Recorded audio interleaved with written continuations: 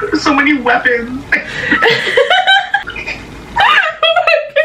Fabric like cutting scissors. It is. It's a ginger. Guys, it's time.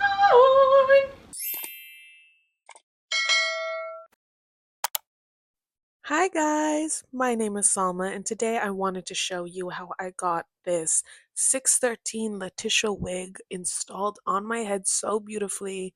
I love the curls, I love the volume, it's so vintage, it's so blonde bombshell. And yeah, let's just jump into it.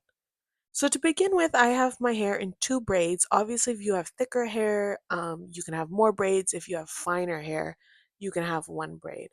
I even have one friend, he sort of puts a ponytail on and his head and scalp is still flat so he can put on the wig just because he does have fine hair. The point is to get the hair as flat as possible, just so it's not lumpy underneath the bald cap and subsequently the wig. I did put in some hair oil just because I do intend to wear this wig for a few days, depending on how it holds up. And I just wanted to make sure that I sealed in the moisture underneath it. After that, I follow up with some bobby pins, again, just pinning my hair back. Because I do have two braids, I pinned the right braid to the left side of my head and the left braid to the left side of my head. Then I follow up with some got to be, especially on the front portion of my hair. Again, I just wanted to ensure that I have no flyaways. I actually will not be melting down the cap. I do understand that that is a very popular technique as of right now on my journey. I am just not there yet. I've melted down the cap a few times and I just haven't had it work for me, slash, I haven't made it look natural enough for me to then apply the lace. Do stay tuned. I will definitely try to master that for you guys and show you guys that in a different video. But and however, for today's purposes, just because I do want a quick and easy install, I am going to be wearing a wig cap with a non-slip headband on top. Yeah, right now you can see the difference of just slicking back my head. I'm just trying to make sure, again, there's no flyaways. And you can see that throughout this video, I do kind of fight, girl, I'm fighting, with these sideburns to make sure that they do get slicked back fully. And you can see even in my end result, there's a bit of a 5 o'clock shadow going on. I don't mind that completely, just because, again, I didn't glue down the wig cap. So, of course, there is going to be a little bit of that leakage, if you will. But I just wanted to make sure that there are no flyaways, which I did win. I did, get that. So, woot woot. Um, so again, I put the non-slip headband like I said, and you can see here the three sort of clips. There's two in the front, which I used to position. Guys, I have a big head. I used to position and make sure, like, I tug and align the wig as close to my natural hairline as possible, and one clip in the back, again, just to secure it. So keep that in mind. Right now, I'm just fiddling with it. One of the benefits I found personally with the non-slip headband is that those two clips in the front, where you clip them, are usually right underneath the headband. And so that secures not only the cap, the headband, and the wig, but it also aligns the wig at a place in which usually does cover your natural hairline. So here you see, again, I'm fiddling with it. I'm seeing where I want it to lay, how to sort of push it back, how to make sure that the sides of my head, just because they are so problematic for me, are fully covered, or at least covered enough to my liking. And when I clip those, I want to say that at least it's covered pretty significantly after.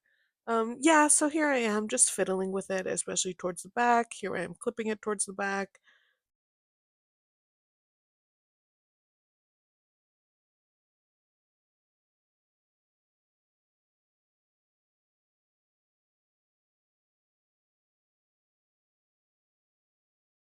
Now that I feel as if I have the wig pretty secured as to where I want it to be glued down, is where I begin to sort of make a middle part with the end of my hairbrush, because it is time to start cutting it.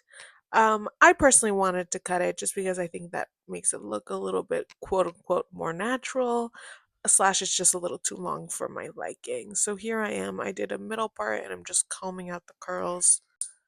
Here you can see just shortly I'm going to stand up and just sort of measure out where I want to cut it. A little bit of under boob slash mid boob is kind of the goal, just because it is curly that I know that it's gonna bounce back. So here I did the rough cut, and then after, here I am just sort of cutting out some of those scragglers. And you can see I do let out my cat in about a few seconds, just in case that is distracting you. So to cut the bangs, I'm taking 3 fingers just to measure how much hair I want out of the front, and then I'm going to make sure that both of that is even Steven. So yeah, I'm just making sure again that they are even, and I'm just fiddling with it and making sure that everything's okay. Once it is, I start combing it, and then I'm going to split it again right down in the middle using my comb. To cut the bangs, I'm going to take the right side and then place it on my left cheek, or the left side and place it on my right cheek. I'm not quite sure. But you understand. Take one side and take it from the opposite. And then I'm using my lips through a diagonal as a map. You want to cut it at a diagonal because then that gives you the curtain bang effect. And then right now, as you can see, I'm going to comb it out and then I'm going to flip it. And they turned out pretty well, I will say. Okay. Another prop to me. They turned out pretty well. I didn't need to sort of trim it at all, but again, if you do, be careful just because you can't replace anything that you cut. After that, I'm gonna go ahead and I actually want to add layers to this wig. In order to accomplish this, I'm just taking large sections and I'm going to take my hair thinning shears. This is also going to serve a dual purpose. I do want to thin out this wig for the look that I am going for. And every time I go down with the scissors, I am brushing out the wig just because you can see how the brush sort of collects some of the hair along the way. So again, I'm just taking large portions. There's no need to be too strict about this. However, I did count the amount of chunks that I was thinning out, and then I tried my best to match it on the other side.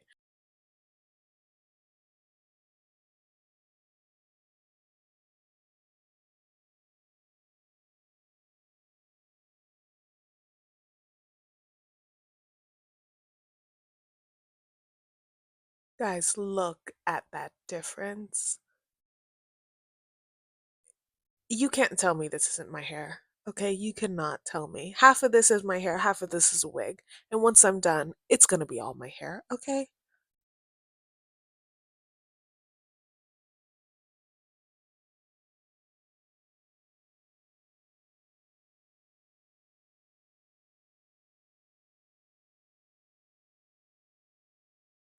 Now I'm going to begin the exact same process, but on the other side of my head.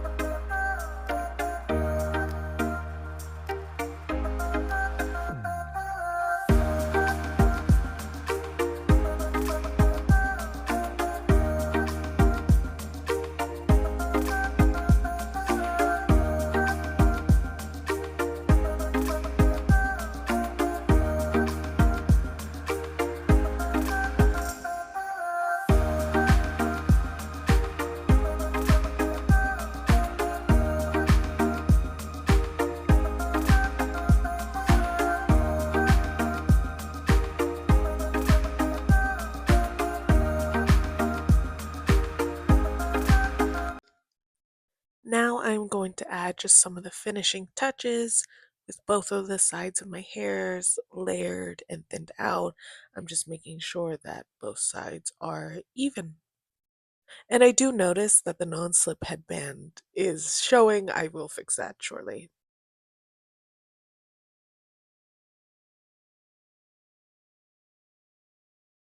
So here I'm going to use a hot comb for about two purposes.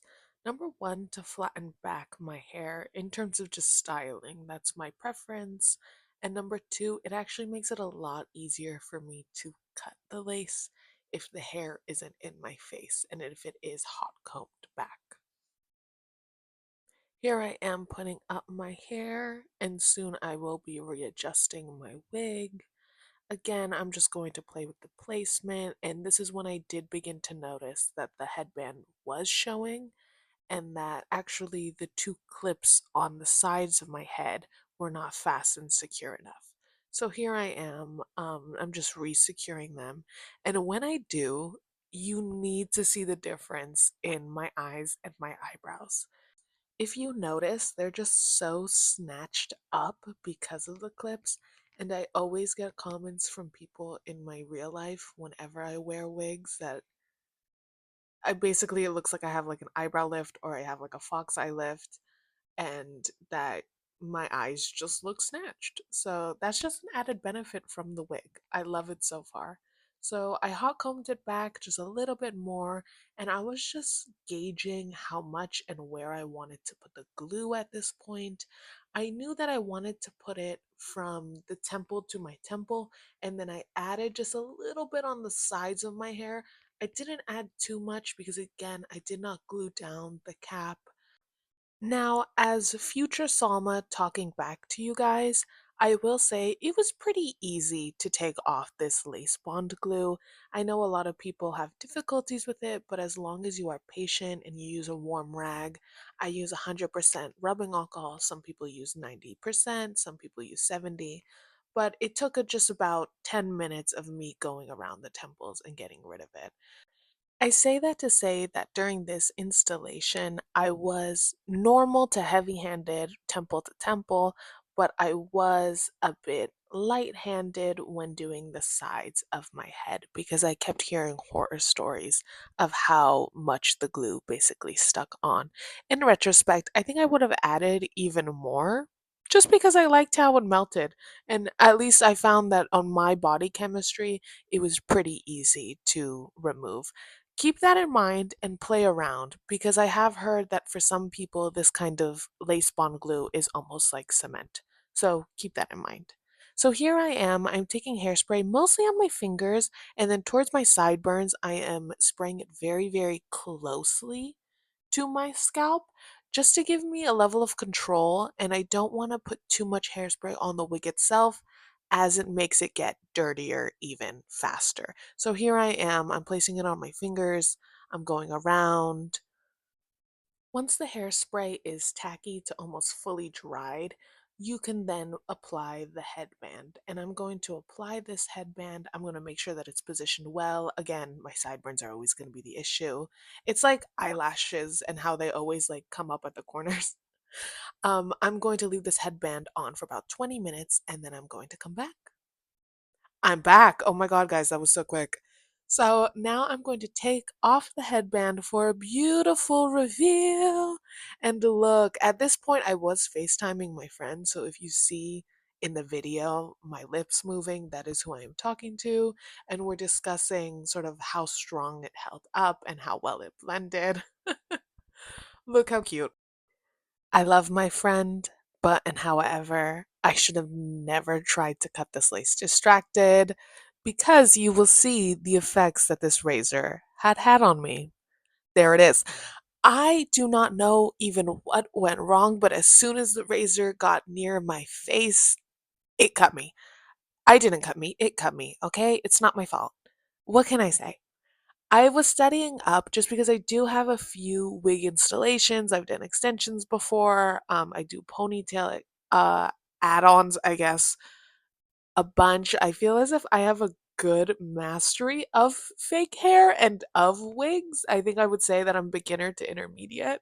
And I was studying up, and everybody was saying, oh, you should use a razor. So I had actually never used a razor up until this point. I only ever used cosmetic scissors. But for the purposes of this video and showing how a beginner, look at me, emotional support lip gloss. I look so stressed. And showing you how a beginner should cut a lace, I was like, oh, let me use the eyebrow razor. Everybody says it's so easy. Well, it is not. It is not for me. Okay. So use it with your own caution. I personally like the cosmetic scissors. As you can see here, I think I have a pretty good grasp on it, number one. And then number two, the only thing that you want to avoid when you're using scissors is having a little bit too regular of a cut pattern, because then it begins to look a little bit unnatural. So I could see the benefits of the eyebrow razor, but I don't know, guys. I'm kind of traumatized.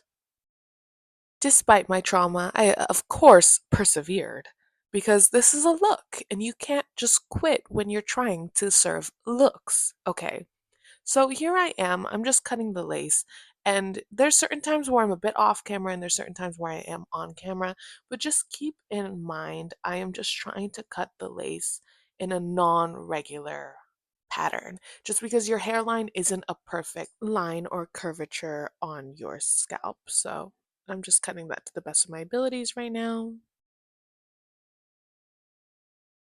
And look, I'm cutting where the ear is. Don't be afraid also if you cut near the ear and you do cut a bit of the hair off, just because, again, think of this as eyelashes. You want it to fit your eyeball. And by going with that metaphor, you want this wig to truly fit your scalp, especially during this installation and hairline. So when I'm cutting it, I'm cutting a little bit of the hair off just because it doesn't fit my head like that.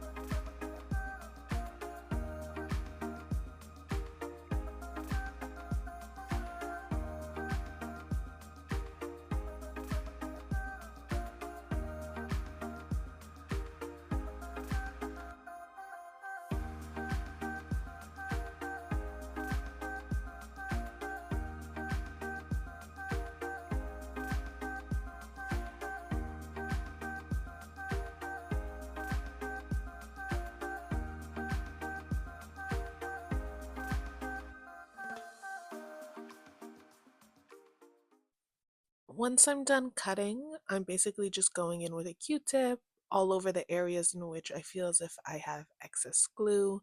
And then I'm going to go in again with the Got To Be hairspray and just making sure, yet again, that my sideburns are glued down.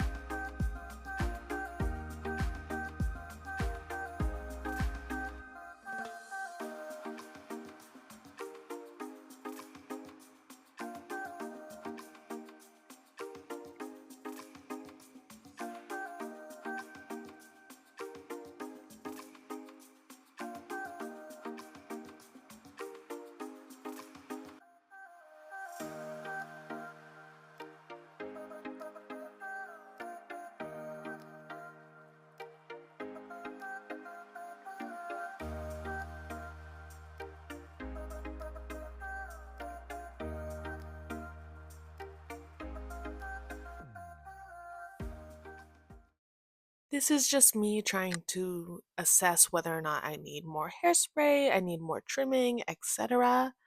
But yeah, it's actually done. Thank you guys so much for watching. I will be back for another video. Hopefully this was informative, and hopefully we can foster in the comment section some more tips about installing wigs. And yeah, I'm working late because I'm a singer. Y'all know I had to change my top and put on a little bit of makeup for this wig. If I chose to change my look, I think I could get away with less, but I like more. So maybe I'll go the other way.